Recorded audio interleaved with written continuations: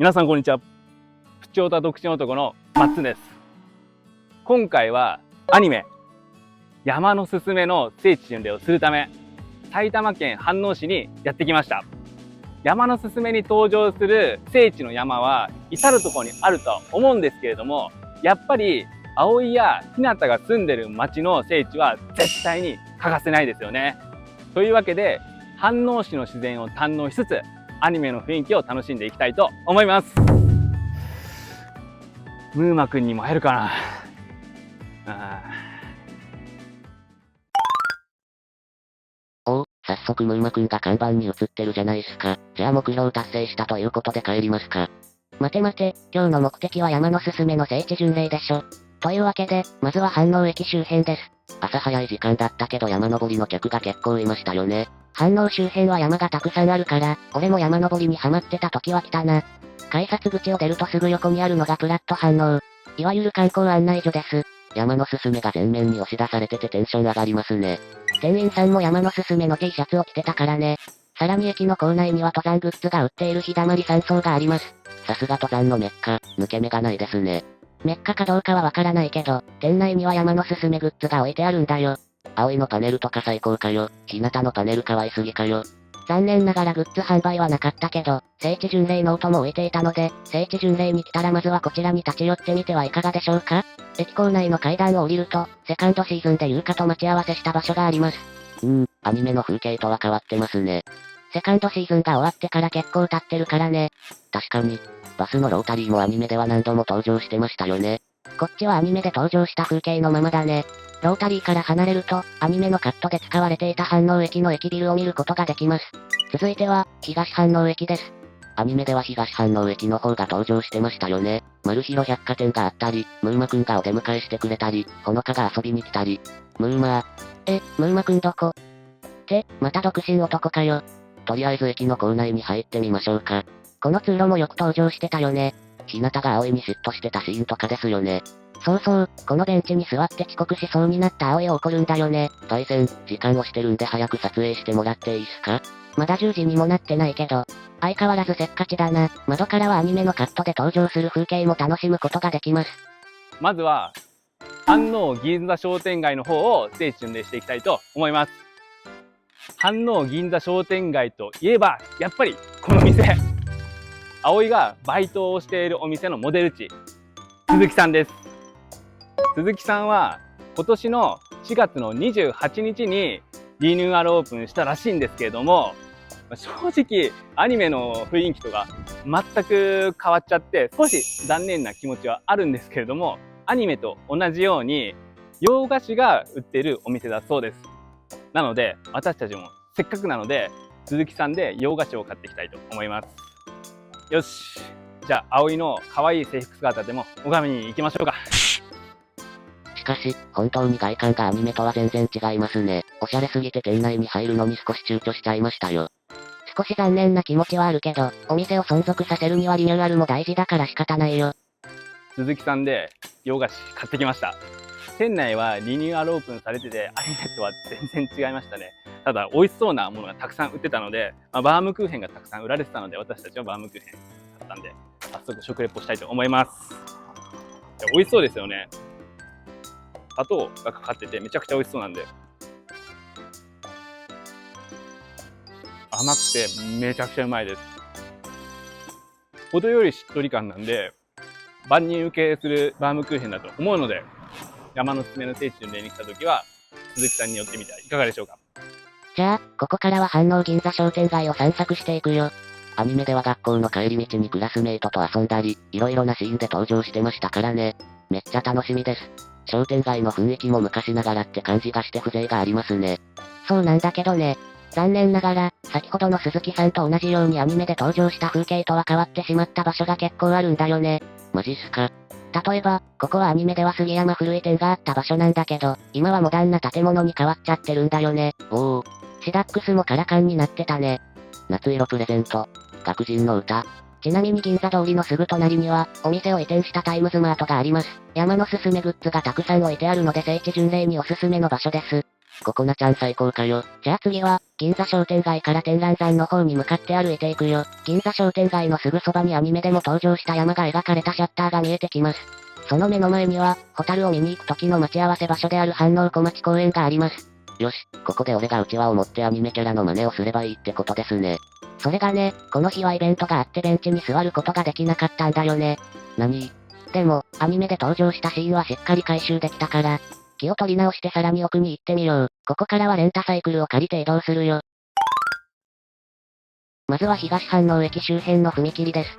一期で日向が葵の腕を引っ張りながら歩いてたり、楓と優香の中学生の頃のエピソードで登場した場所ですね。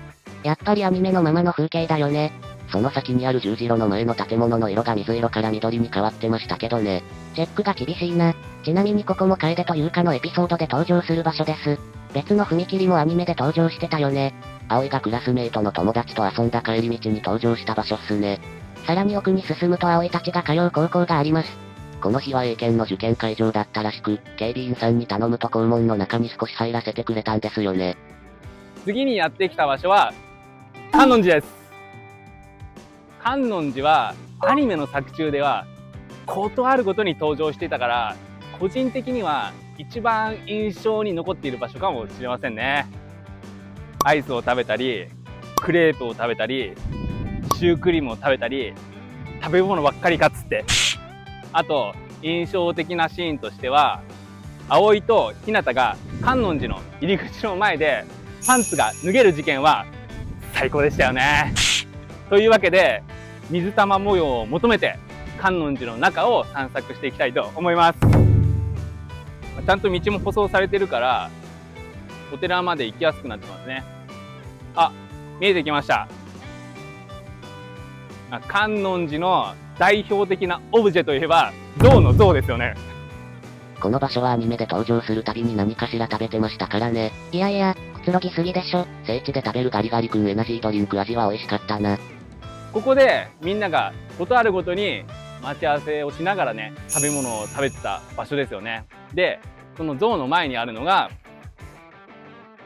おそらく山のすすめのファンの方々が吊るしていった絵馬たちですね。やっぱり山のすすめの絵馬がたくさんあって嬉しいですよね。こちらが本殿になるんですけど、アニメでは登場してなかったかもしれないんですけれども、せっかく聖地巡礼に来たので私は参拝しておきたいと思います。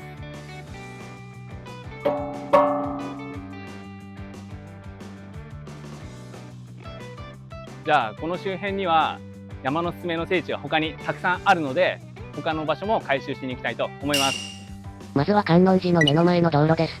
この道もアニメの作中では何度も登場してましたよね。そして観音寺の入り口。ついに来ましたね。ここで2人のスカートが脱げるんですよね。危ねえ。あとちょっとでズボンが脱げるところでしたよ。期待していた視聴者の皆さん、すみません。期待していた人は誰もいないと思うけど、むしろ、中年親父のパンツが見えてグロ映像にならなくてよかったよ。葵と日向が顔をはめていたパネルも観音寺の境内にあります。続いて観音寺の隣には飯能恵比寿神社があります。エンディングでココナちゃんが歩いてたり、葵が新しいリュックを買った時に上り下りの練習をしていた場所ですね。よし、俺も今後の山の聖地巡礼を見据えて上り下りの練習してきます。どうぞご勝手に。いい汗かいたぜ。お、この上りはココナちゃんが歩いていた場所ですね。そうそう、可愛かったよね。ってなんか笑みを浮かべた独身男が歩いてきたし、しかも歩くの遅いし、境内は自然豊かで広々としていて良い場所だったね。続いては先ほどの神社のすぐ隣にある、飯能市市民会館です。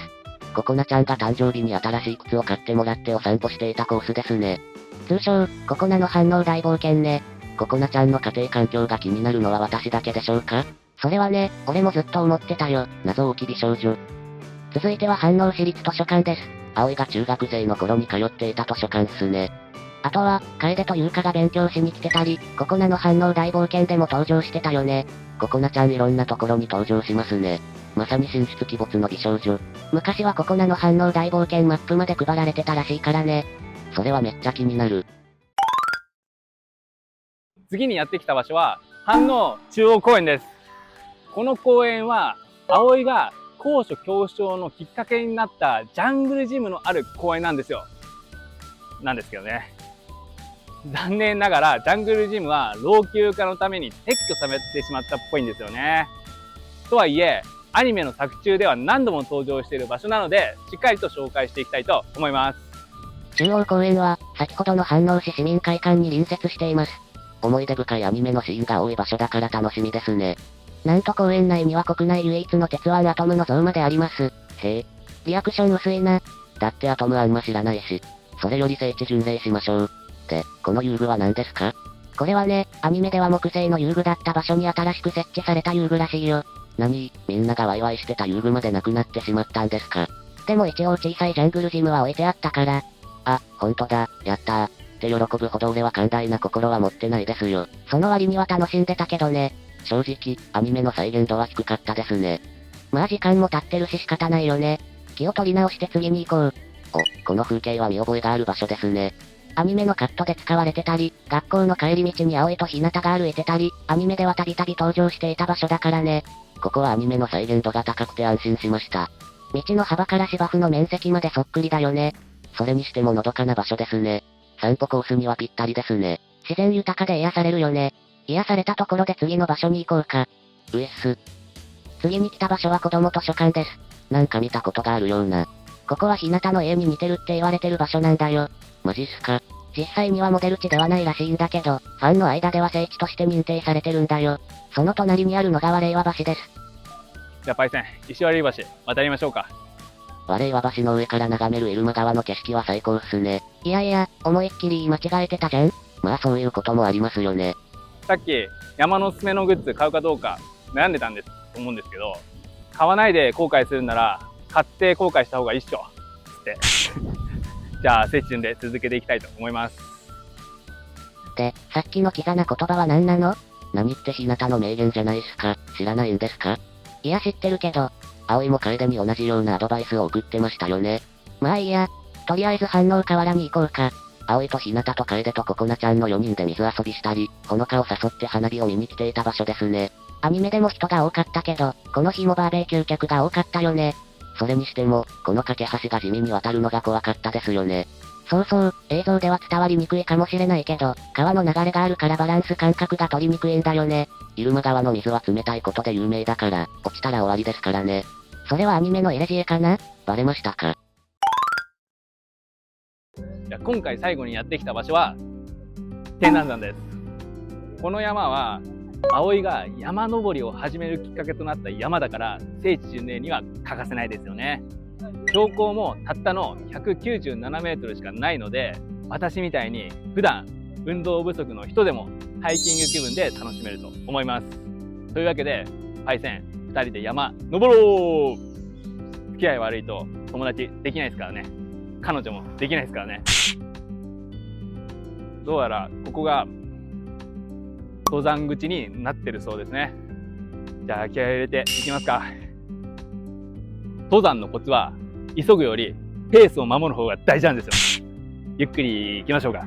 山の中腹まではコンクリートで道が舗装されてるけど、その先は道が舗装されてないから登るときは気をつけてね。左と右分かれるんですけど、今回はアニメでもよく登場した左のルートで行きましょうか。お、早速お地蔵さんが見えてきましたね。アニメでも登場してたよね。葵たちは初めてが右ルートで、2回目以降は左ルートで登山していましたよね。ちなみに帰り道は右ルートから下山しましたが、普通の山道でした。確かに聖地巡礼するなら左ルートの方がおすすめだね。しかし待ち受けるのは断崖絶壁の恐怖の石段。いや、そこまででは。こや高所恐怖症の葵がビビるのも仕方ないですね。だからそこまででは。でも俺はそんな絶望にも屈しない勇敢な登山家だ。皆さん安心してください。マッツンの勝手な妄想なので、足元に気をつければ誰でも簡単に登ることができます。天南山山頂に到着しました。いやー、山頂に到着すると達成感がやばいですね。たった15分しか歩いてないけどね。ここに座って葵と日向がサンドイッチとか食べてましたよね。下から上まであっという間に到着するので、本当に運動不足の人でも聖地巡礼に来るのはおすすめかなっていうふうに思います。天南山の山頂でも色々なシーンがありましたよね。葵が富士山登山に失敗した後に来たり、クラスメイトのモブキャラたちと記念撮影しに来たり。標高197メートルだけど景色はいいから、反応に来たらやっぱり外せない場所だよね。ちなみにこの奥に葵と日向が一緒に登った遠野須山があります。今回は時間の関係で行けませんでしたが、興味のある方は登ってみてはいかがでしょうか。というわけで、山のすすめの聖地巡礼飯能編は以上となります。飯能はアニメで登場した場所の再現度が高くて、聖地巡礼にはおすすめだなっていうふうに思いました。気軽に山登りもできるし、自然も堪能できるので、マジで最高ですね。やっべ。山のすすめの聖地巡礼をしたら、山登りがしたくなってきますよね。いつかまた2人で約束した山のすすめで登場した山の聖地巡礼をしましょうね。パイセン。というわけで、もしこの動画が少しでも面白いと思っていただけたら、チャンネル登録とグッドボタンの方、ぜひよろしくお願いします。今回も動画をご視聴いただきありがとうございました。